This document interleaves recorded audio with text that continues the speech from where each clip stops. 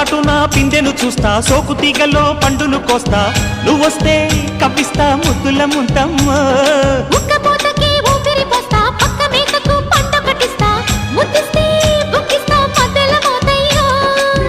ఓలమ్మో పుకారులు షికారుగా రావమ్మో, ఎదలే ఏడెక్కిస్తే ఎట్టాబులమ్మో.